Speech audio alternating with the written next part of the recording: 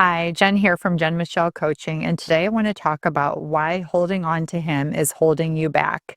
3 steps to feminine reclamation. For those of you new to my channel, I would love to invite you to subscribe. I release a video weekly.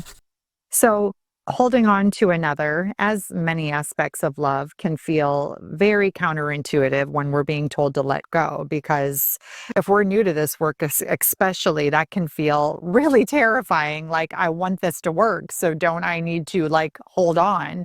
But this is actually holding you back. And the invitation is to view so much of this process as counterintuitive and the ways in which we are being guided to really return to the most full, whole version of ourselves within it. Number one, I really believe that the first invitation to let go is to reconnect to our body, to make our bodies a safe place to be able to reside in our body versus always trying to escape it through these other means, through his behavior, through what he's doing. We're only safe if he's showing up like this, or if he's meeting us like this, or if he calls when he always calls.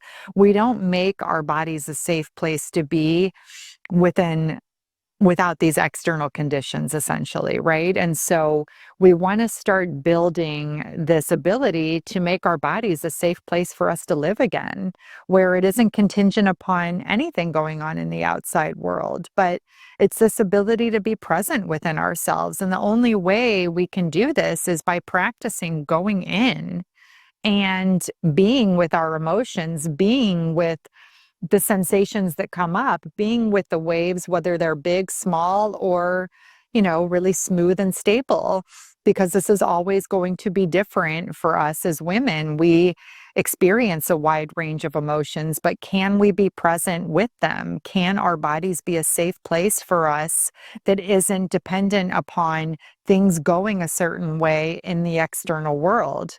So this is a really powerful way to begin to loosen our grip because, of course, when we're looking out, when we're monitoring outwardly, when we're holding on, we're in our masculine energy. But the second we start to turn that focus in, and the second we start to reclaim this within ourselves, how do I want to feel? What's going on within me? Where do I need to show up for myself? What would make me feel a little more grounded, a little bit better, a little more soothed, a little more regulated, right?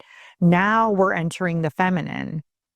Men feel this and are powerfully inspired by it because he feels that you are not putting your happiness on him, you are not micromanaging him, and you are not making your life dependent upon what he does or doesn't do. So he feels free. And when a man feels free, he is inspired to give. And when a man gives, he falls in love because he is doing it from a pure, very sort of instinctual, high instinct, kind of high level instinct, masculine place.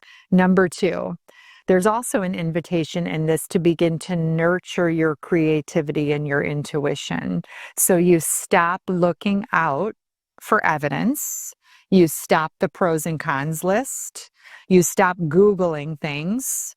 You stop using your logical reasoning and mind to let go, but you start embodying more and more of this in the non-linear, right? In the non-logical. So it's like, what flourishes my creativity? What allows me to feel playful? Where can I connect and either be the woman he fell in love with in the first place, or two, just show up for myself so powerfully that who wouldn't want to be with me? Right? Because we feel so connected to our self-worth and we start to feel emboldened in the sense that it's like, I'm not the only one who is asking to be picked here, right? He risks losing me and I'm pretty amazing, right? We start to reconnect that we're not the only one with something to lose. And this is a powerful activator that allows us to approach love and to let go because we start to feel like this doesn't feel very loving towards myself, or this doesn't feel like very respectful towards myself, or this doesn't feel very dignified for myself. And so we begin to like naturally let go because it's like, well, love is inclusive of me too. And I'm not actually showing up from that place, and that doesn't feel good for me. So this is really, really powerful. Number 3, love yourself the way you want him to love you. Often as women, we are conditioned to wait. I'm going to hold on and wait because he's going to get it. He's going to get it. I'm going to wait a little bit more, a little bit here, a little bit more there. I'm going to wait. And the more, of course, we're waiting, the more and more we wait. And so the invitation here is, who do I want to be right now? How do I want him to love me? And what's stopping me from embodying that felt experience of that within myself now?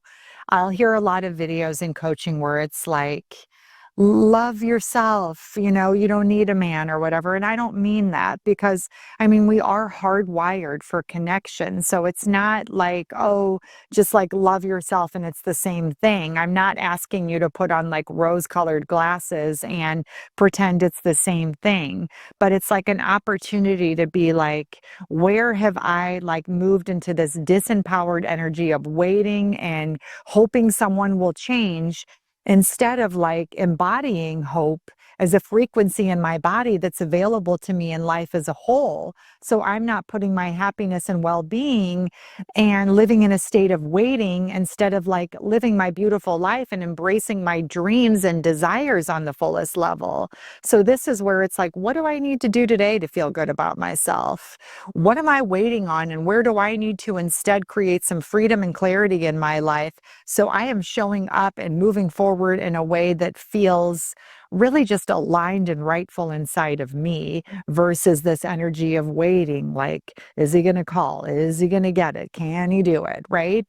And this can go on as long as we allow it. For some women, I've seen and heard that they've allowed this pattern to go on for years because they were too scared to get clarity and to choose themselves. And so I invite you not to fall into this trap of waiting, and decide today what you need to do to move forward in your life in this beautiful, empowered way and loving way that is also inclusive and honoring of your dreams and deepest desires. And in this, you start to let go and you start to see what's really possible. And if he does come back around, now you're creating your relationship from such an up-leveled space because men intuitively respect and honor women who make her own happiness and well-being a priority. Men feel when she is waiting on him to give it to her, and he will never be inspired by this, and he will actually subtly lose respect for her if she allows this to go on and on and on. So I would love to hear how this, sort of lands for you and what maybe resonates for you, and any reflections or insights you would like to comment with below. I always love hearing from you. For those of you that want to take a deeper dive into my work, please visit jenmichellecoaching.com. And here I invite you to check out my digital bundle. This is a series of all of my digital programs that is available at a discounted rate to do at your own pace as a self-study. Please check out the link below and sign up if you feel called. And I will see you all next week. Much love.